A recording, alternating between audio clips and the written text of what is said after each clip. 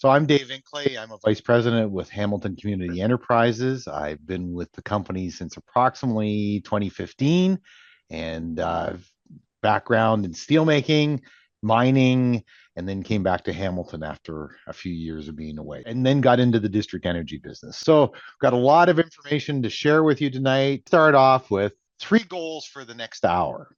And that's really to educate and to tell you a little bit about who we are and what district energy is and some of the things that we're involved with, excite you, and I hopefully you'll pick up that we're very passionate about this. This excites us. We are engineers, so perhaps that explains some of it, but we're excited by this. We think there's great opportunities for Hamilton and great opportunities for our city. And then the last thing is to engage everyone because we really need to move this forward. We're a community organization and we need the community to support us. HCE, HCE Energy, Hamilton Community Energy, like I said, HCE has undergone a lot of names since it was formed in 2002 as a subsidiary of Hamilton Hydro. That's when the first district energy system went in. And through its life, we've had several names because of our affiliation with Hamilton Hydro. And then we were part of Hamilton Utilities Corporation, often referred to as HUC. And then in 2017, we became part of Hamilton Enterprises Holding Corporation. And we rebranded and we have the nice multicolored HC, but HCE Energy operates with a sister company, HCE Telecom, and we're going to talk a bit more about that later. Bottom line is we're a community organization. We're owned by the city, so we are a non-regulated utility. So that means we are unlike the electrical utilities. So in Ontario, the provision of heat is not done under the auspices of the Ontario Energy Board. So we're not OEB regulated. Our contracts are bilateral agreements and are between customers and us, and we have to be very competitive, and we don't have a body to go to. So it's important that we maintain excellent customer service and that we support the community. So that's really just a little bit about us. But what draws us together is the GTHAs and specifically Hamilton's carbon footprint.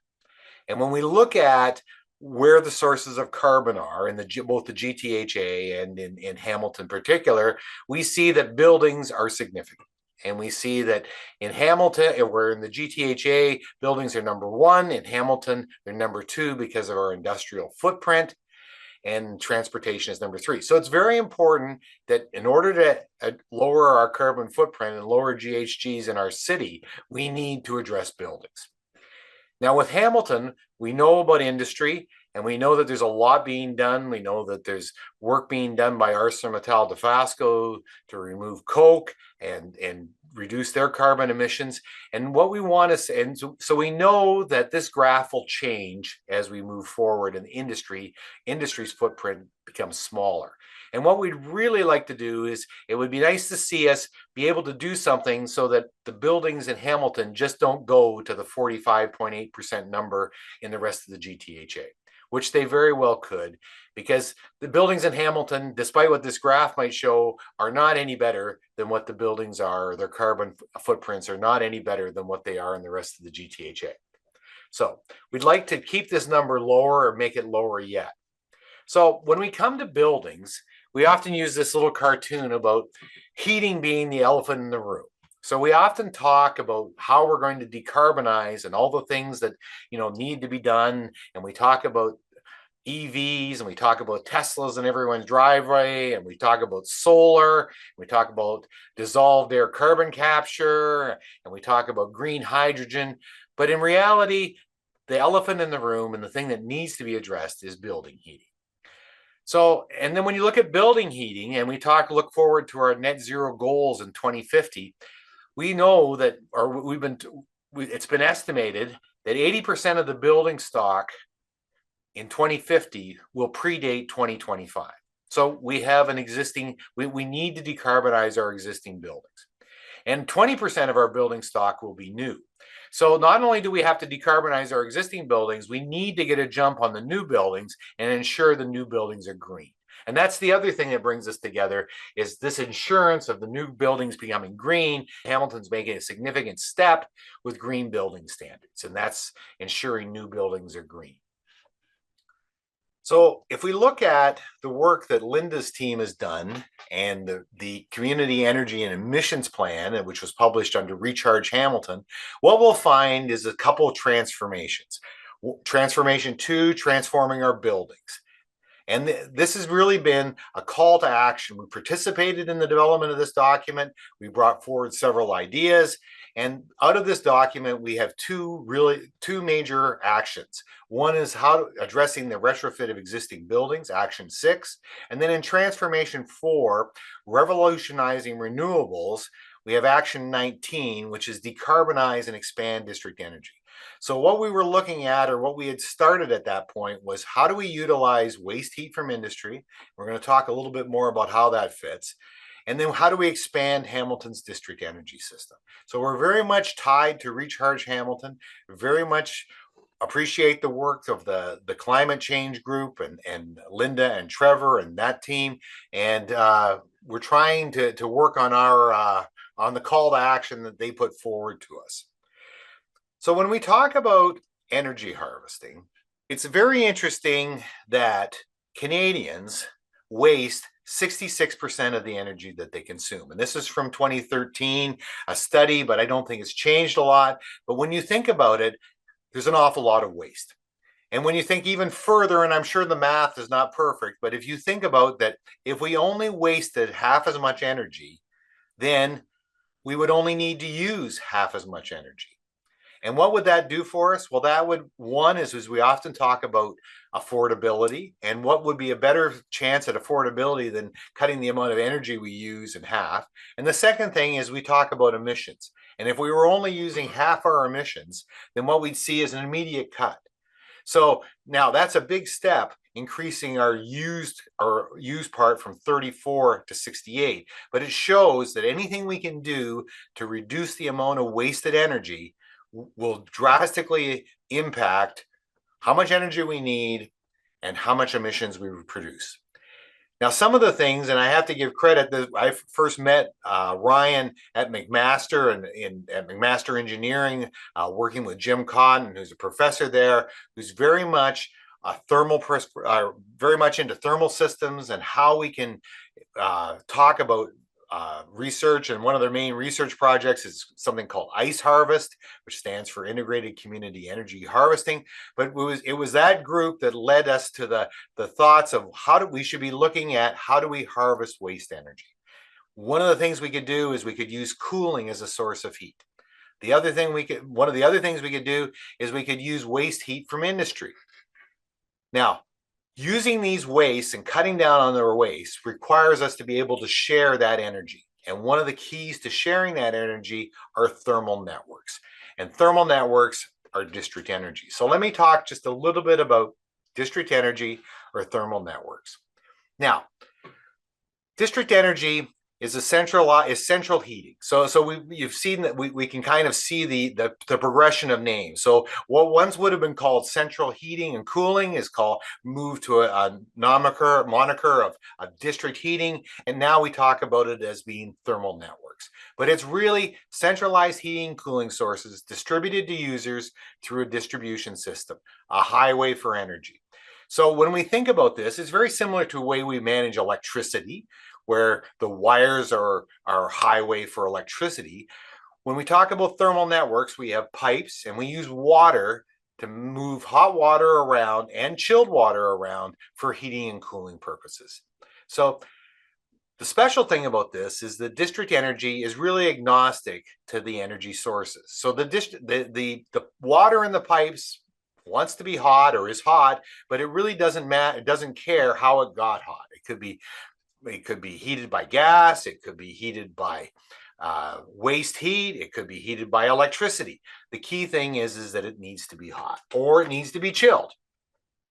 So the key with district energy is that one is because because the heat sources are centralized and generally operated better than buildings, what you do is you get higher efficiency. You get energy sharing because the cooling from one building can be used as another building's heating. Waste heat can provide that green heat, and it provides complementary use of all energy sources. So you're not just stuck on one, you can have multiple sources. And as you bring on different sources of heat, then everyone on the system benefits. One of the key things, and this is something that I think is very important to everyone on this call or who will be hearing this recording, is what it can do is it can prevent carbon lock-in, and at the individual building level. Because what we all know that when a building puts in, for instance, gas boilers, those gas boilers are going to be there for a service life of 25 to 30 years. So once you put them in, the technology gets locked in that building until it's time to change. When you're looking at district energy, what you're doing is the buildings aren't locked in, but the system has energy sources, and the system can change its energy sources a lot easier than individual buildings. And when the system changes its energy sources, all the buildings on the system are impacted. A side benefit is one of the things from the studies from the city of Toronto show that district energy or thermal networks are lower cost to decarbonize. So when we're talking about changing buildings, it works out that if you are working with a thermal network, it becomes much more affordable to decarbonize rather than doing it on an individual building basis. So if we look at now, take a step backwards to our plant. So it's on 79 Bay Street North, kitty corner to the First Ontario Centre. And it's actually attached to Sir John A. Macdonald. You can see Sir John A. Macdonald, the wall of the school is here, but I'm sure many of you have seen this building and wondered what it was. But that's where our thermal energy is produced for our system. Now, it has an interesting background because it was founded in 2002. And if you go back to the documentation and the stories in that time frame, what you'll see is it was founded with a mission to reduce greenhouse gases. And how it could do that was through higher efficiencies and offsetting coal-generated electricity. 2002, the days of the big coal plants on the grid, electricity is produced with coal, high carbon footprint electricity. So if you look at building a plant with a high efficiency combined heat and power engine that generates electricity as well as harvests its heat, then what you do is you produce clean electricity or cleaner electricity than the carbon on the grid, the coal plants on the grid. And what you do is you harvest the heat and you result in a reduction of greenhouse gases. So we also not only produce hot water, we also produce chilled water. And if you look at the first slide, what you'll see is a picture of the art gallery in Hamilton, the art gallery of Hamilton, because in the deep bowels of the parking lots underneath the art gallery of Hamilton, you'll find our chilling plant, which is where our central chilling plant resides. And we have electric chillers there that provide chilled water to our downtown district energy system. So that's what it looks like at the corner of Bay and York. This is a map of the buildings, some of the buildings that are on the system, and a map showing the extent of the existing downtown system. So you can see it starts here. This is the 79 Bay system. The cooling system is over in here, but you can see how it spreads out. So it goes to the Victoria Park apartments at Queen and York to the west, and it goes to the Investigative Services Facility of Hamilton Police to the east. It goes as far south as City Hall. It covers off the Convention Center, First Ontario Center, the Convention Center, the First Ontario Concert Hall, and the Ellen Fairclough building in the downtown. It also covers off McMaster Health. It covers off the library and First Ontario Center, the arena.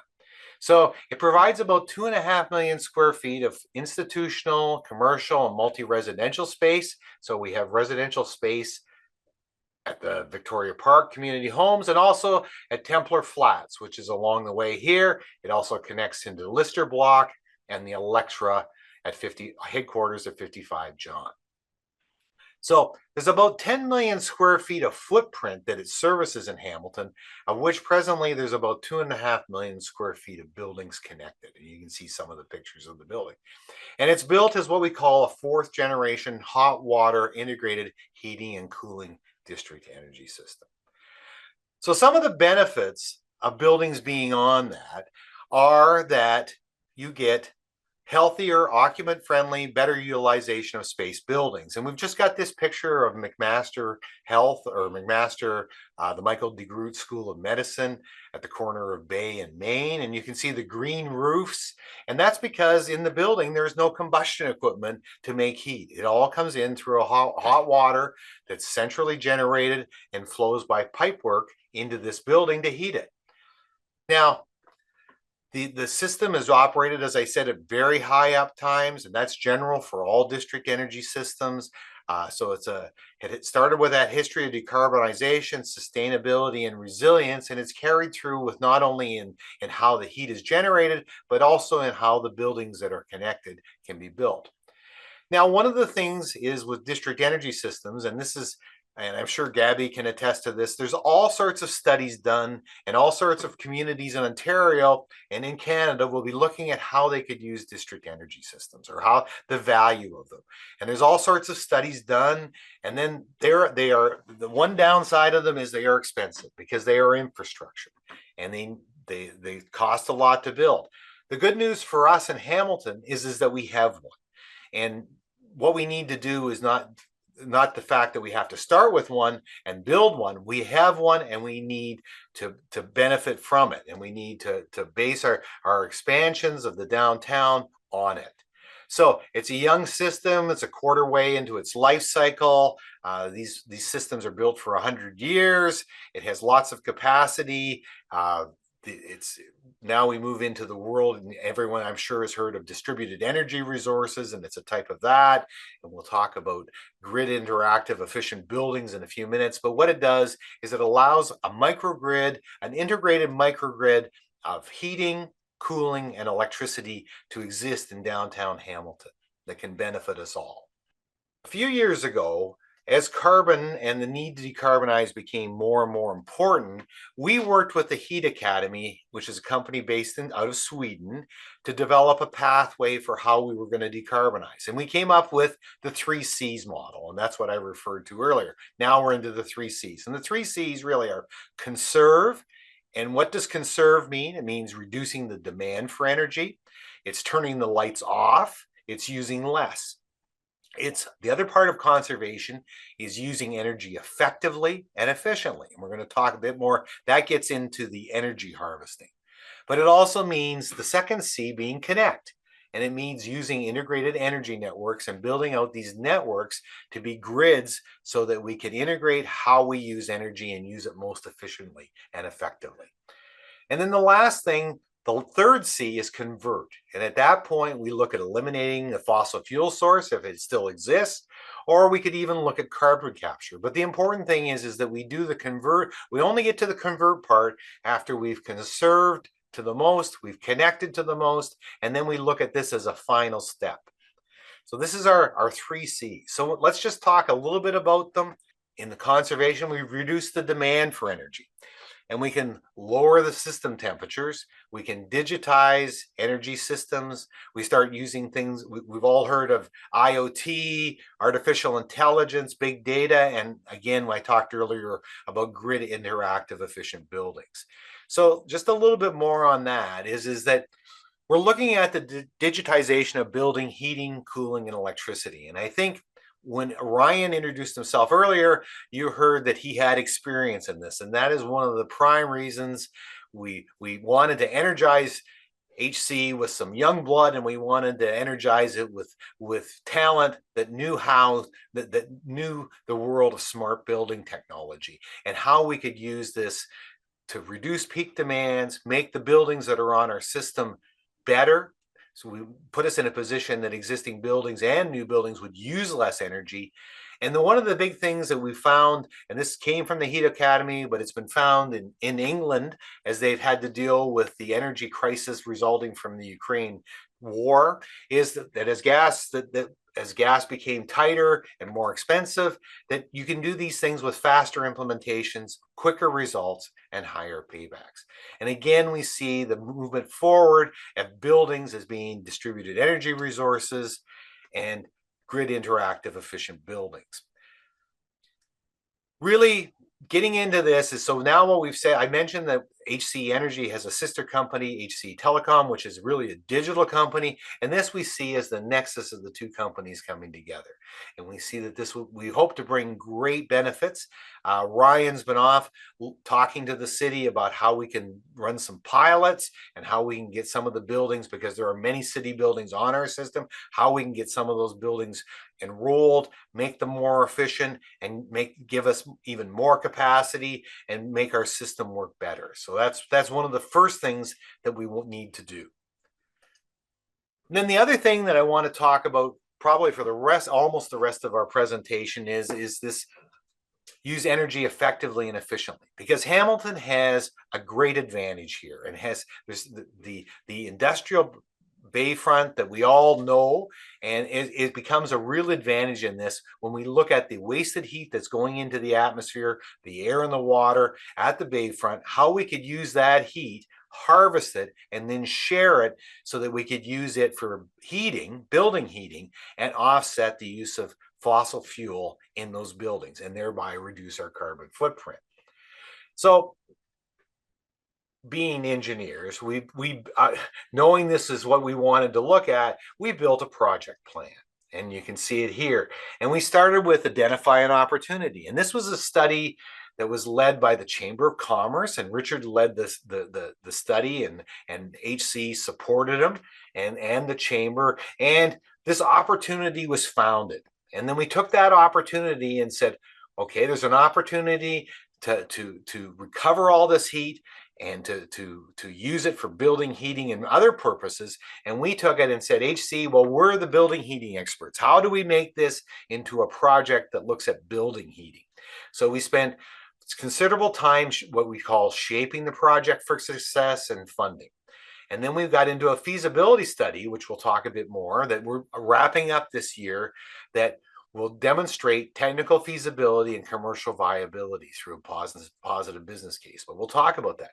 And then the next steps are really to start to talk about commercialization and how we build this project out, and then get into implementation, detailed design, more engineering, and into phased implementation. But first, a little bit about our study and the group. So in 2023, we launched a study, the Energy Harvesting Initiative, and we brought together a diverse group of stakeholders. And you can see the Chamber of Commerce, the Port Authority, some industrials such as Air Liquide and ArcelorMittal, the old Stelco lands with the massive redevelopment going down there, Slate, the city of Hamilton, and one of Linda's project managers, Trevor Imhoff, has been a tremendous support to us and just has helped us drive this project forward. Enbridge came to the party with funding and a look at how the next stages of energy. We've involved Mohawk College, McMaster Engineering, the Hamilton Industrial Environmental Association. Then we brought in the developers, New Horizon Development Group out of a GTHA, a very progressive GTHA builder, Waterfront Shores, which is the consortium that's down at Pier 8, and again with Slate as an industrial developer, and Rathco are our engineers, and Urban Equation are our business consultants. And we put this team together and to look at how could we build a project that had sustainability at its core, but that would be a sustainable project and move forward into the future. And we ended up coining the project Canada's Thermal Corridor. And it was a 9 milestones typical project. It was very iterative, do a bit of engineering, look at the business case, or do a bit of business work, do some more engineering, do more business related activities, commercial activities, and then get into more engineering. So this has been our plan. We're now doing milestone 7 and getting ready to write the final report. But one of the things that I wanted to point this out was it was very important for us to do capacity building. And that's why we've involved McMaster Engineering, the Booth School there. And we've also involved Mohawk College with the Center for Climate Change and Management. And they're working on a thermal storage report, and McMaster are working on a public policy report. And those 2 reports will be published. And I should say that if I failed to mention earlier that we've had excellent support from both the FCM, the Federation of Canadian Municipalities, and also the Atmospheric Foundation, TAF. So TAF have given us the majority of the funding along with FCM. So we have to thank those two groups for providing funds for this study, because it's about a $500,000 study. So it's a major undertaking. We've been it's been underway for about 18 months. And like I said, we're bringing it home for the end of the year. So what have we found? So here's what we've done, but what have we found? So what we've looked at, and we've built out a map. The easiest way to explain is just to look at a map. And we see the red circles as being the source of energy, and that includes air liquide as a low temperature. Air liquide is a cryogenic oxygen maker that provides oxygen and nitrogen to many industrials, as well as ArcelorMittal, Dofasco in the Bayfront. But they also, when you're making oxygen and nitrogen, what you're doing is you're cooling air, and what you do is you're putting a lot of process heat year-round into the air. So that provides us a source for heating. We see slate here, the old Stelco lands, we see Pier 8, but we see the concept of a pipeline of hot water coming past the Hamilton Health Sciences and the campus there, which is a major user of heat. And we see the Barton Detention Center, but then we see it coming down and we see it connecting to our downtown existing district energy system. And this would be a path to decarbonize our existing downtown energy system, which we see in the red, but we also see building the system out. And that's very important within the Hamilton footprint, is to build it out and make the most of the infrastructure that we have in place. So it's the evolution of district energy in Hamilton. It's a development of a thermal energy market for residual heat. And we often call industrial waste heat residual heat. It realizes HCE's long-term vision to decarbonize the legacy downtown district energy system. It provides energy security and resilience because the heat is in our community and we're making just better use of it. And it establishes this transitional pathway to net zero carbon, which is very important for all of us. So having done that, when we looked at it as a business, we looked at it on a global benefit business. And this is something that took a lot of work, because what we were doing is we basically had a three-legged stool, and we were trying to balance the needs of those three legs. And one leg is consumers. So we had to look at it from a consumer standpoint. The market, who would buy this waste? Who would buy this heat? Second of all, we had to look at it from the supplier standpoint. Would they sell the heat? What would it cost to have them sell, and how would that work into? And then we had to finally look at the distribution network. And for the distribution operator, what would it cost to put the infrastructure in and operate the system, so that this all three, really the business case was bringing these all three together, so that we established a global benefit for the consumer, for the supplier, and for the investors and the distributor. So this was very much, so we spent a lot of time on this, and I'm happy to report that we reached technical feasibility and commercial viability. So what we're doing in our business case, which I'll share some of the things here, is we're offering customers decarbonized heat at business as usual natural gas pricing. So what this does is it sets up that this isn't a premium to decarbonize. What this is looking at is that it's cost the same as going with natural gas. And that's the premise that this business case is based on. It's an energy supply based on using low-grade industrial residual heat. And we looked at it as trying to build a business case on this low-grade heat, knowing that if we could bring high-grade heat in later, the business case would just get better. One of the important things was everyone is very busy, especially AMD, but other industrials as well as other building owners, trying to decarbonize. So what we wanted to do was make sure we had a project that was complementary and didn't say, oh, forget what you're doing and go this way. What we wanted to do was be in a position of saying, yes, keep what you're doing, and this will work. This will complement it and will work very well, because in the end, steel will continue to be a hot process. There will continue to be heat that's sent into the atmosphere, either the air or the water, as we move forward with the decarbonization of steel. So it's still going to, there's heat still going to be there. And if we can harvest that heat, we'll harvest it now and we'll harvest it later, and it will be able to heat buildings and offset fossil fuel. We looked at a 5-phase development over 10 years with a system life of 30 years. So this is long-term infrastructure. This isn't short-term stuff. This is long-term, generational. The building serviced would grow from 1.5 million to 10 million square feet as we brought that line down and brought it to the center core. The building heating supply grows from 42 to 143 gigawatt hours. And what we found was that utility infrastructure type returns are possible for investors with grants and low cost financing. And this is typical utilities. So when you look at at the Electras of the world or the Ontario or Hydro Ones of the world, they are long-term investments. They are not looking at short-term gains. They are looking at building infrastructure that costs a lot of money, that takes a lot of effort, but then yields results and yields benefits for generations to come.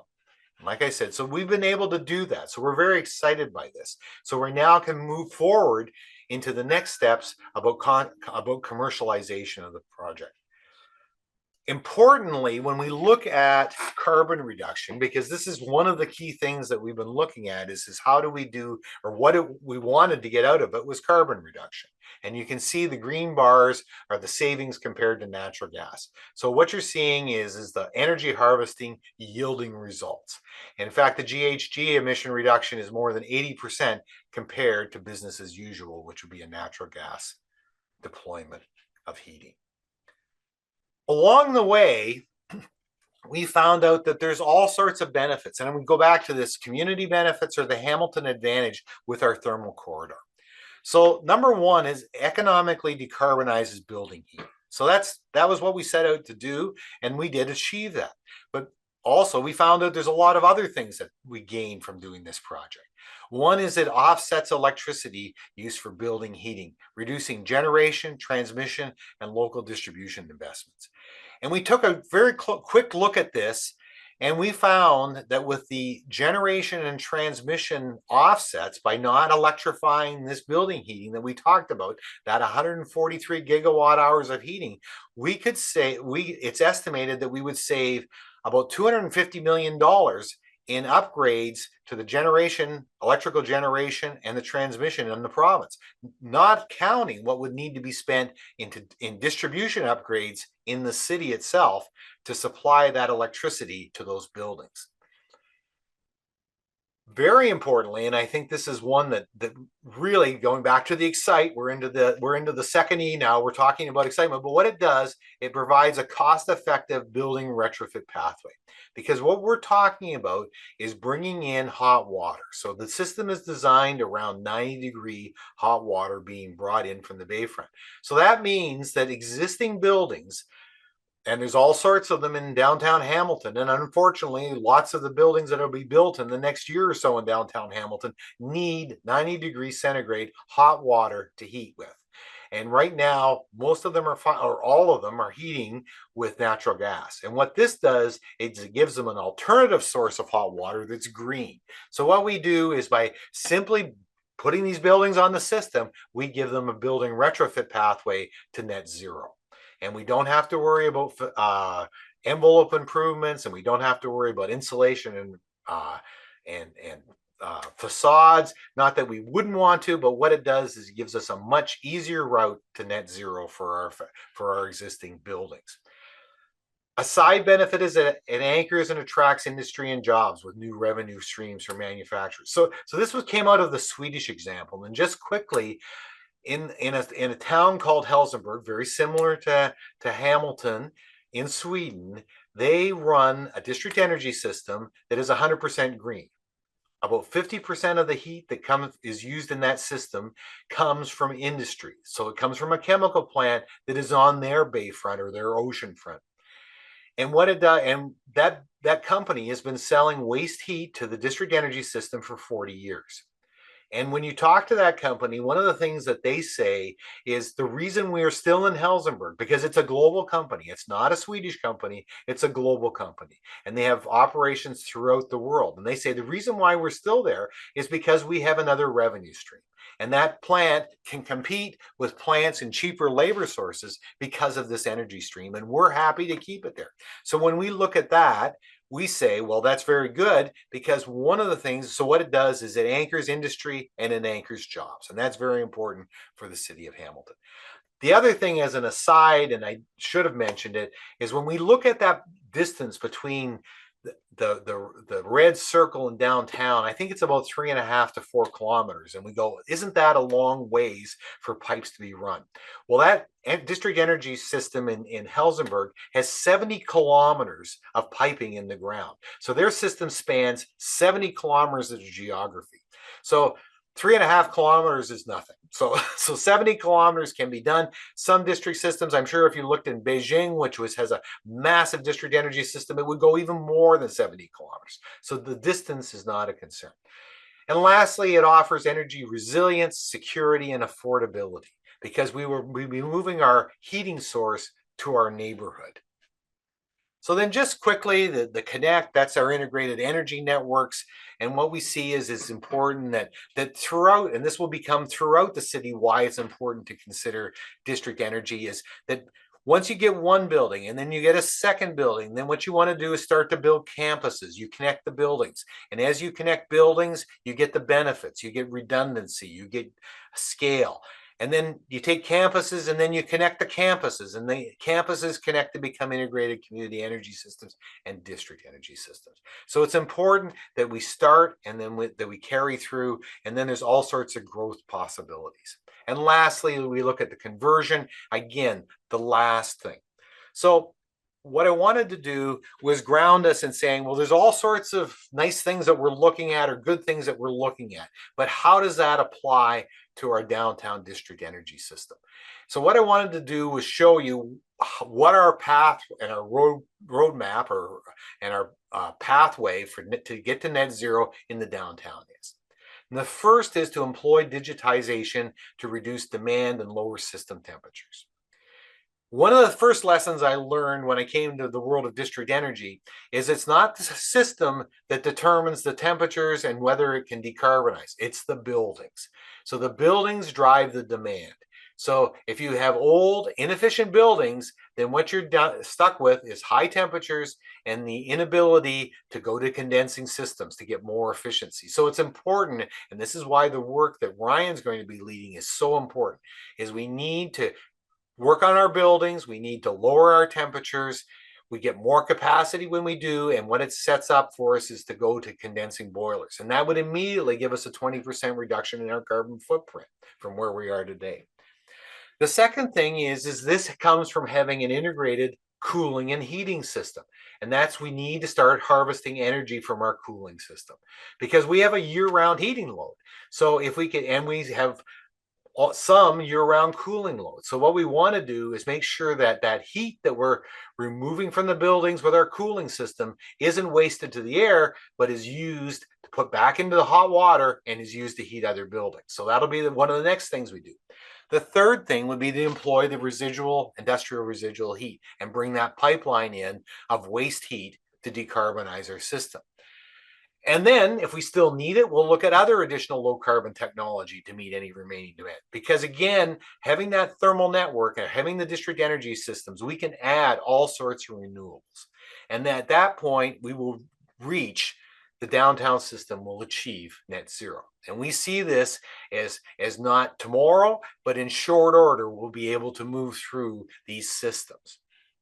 So it's easy for us to say this is our dream and this is where we're going, but what I wanted to do was just quickly talk about where others are in the business that are doing this. So we go to Markham, and they have a company, a community-owned company called Markham District Energy. And what are they doing? They've built out large-scale networks, and what are thermal networks, and what they're doing is they have a large-scale data center on their systems.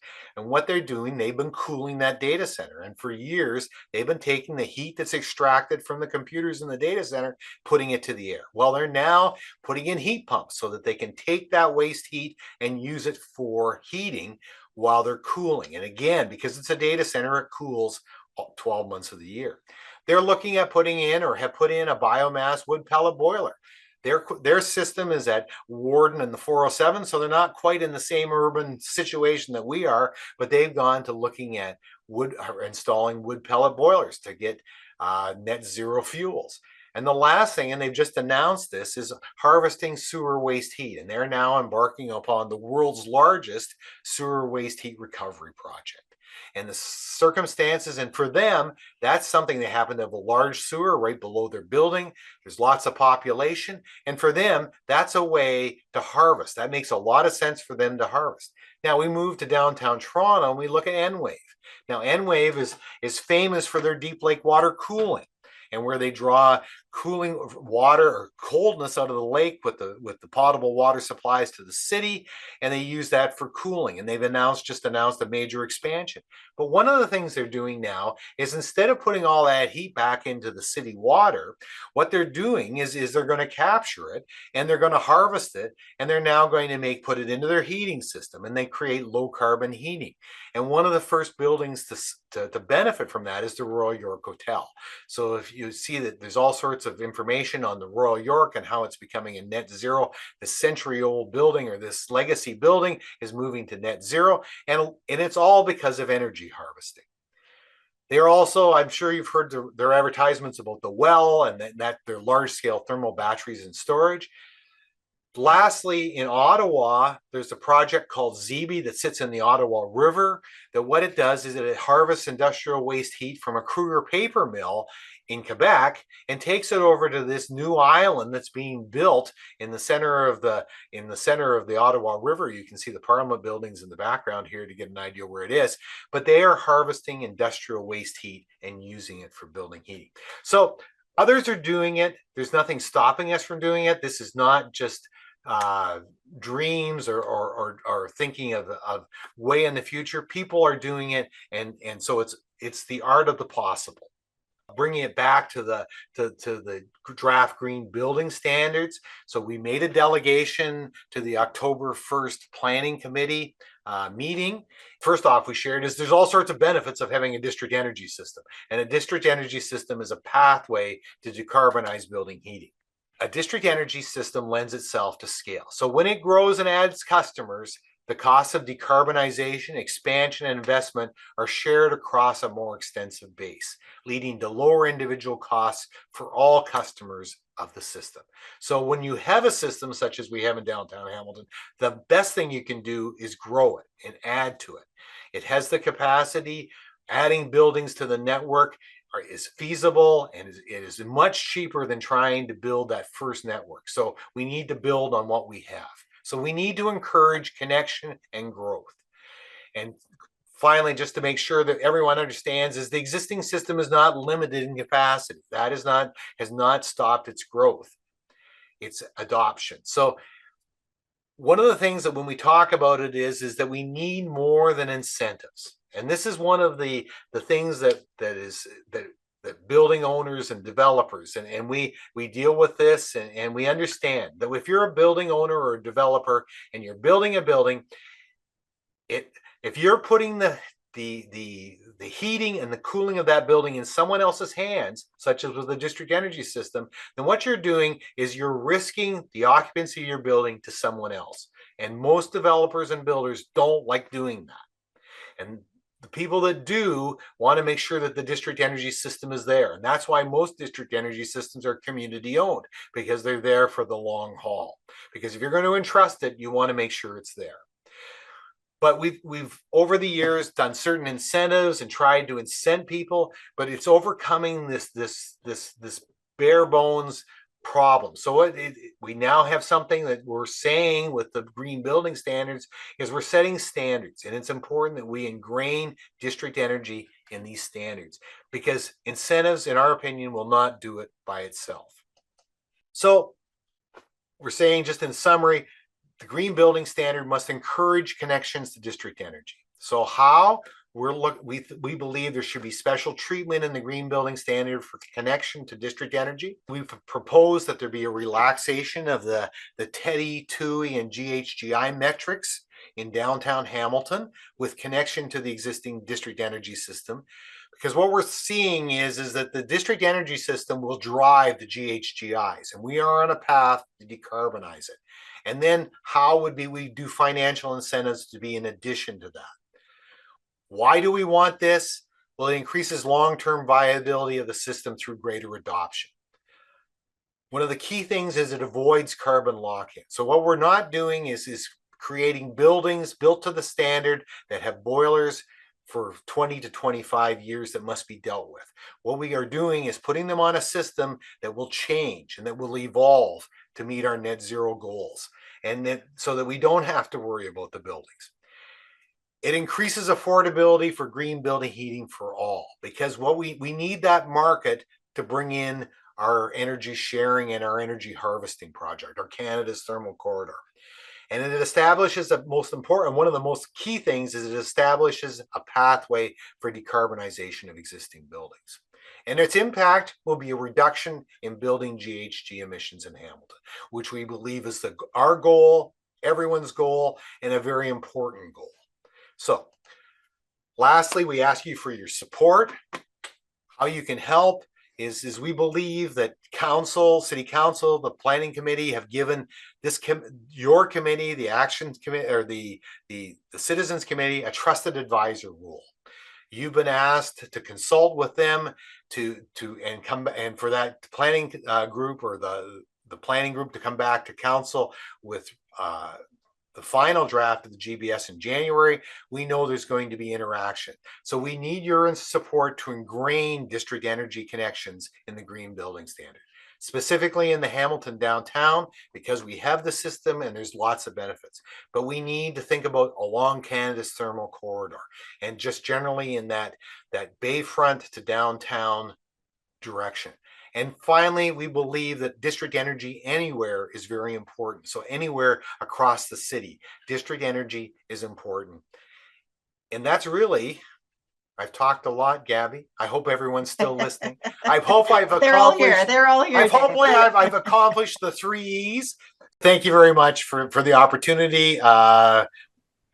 As I said, we hope to be educated. We hope we excited. We're very passionate. We believe there is a real Hamilton advantage to this. We think that we need to execute on this, and we really appreciate the engagement from you guys.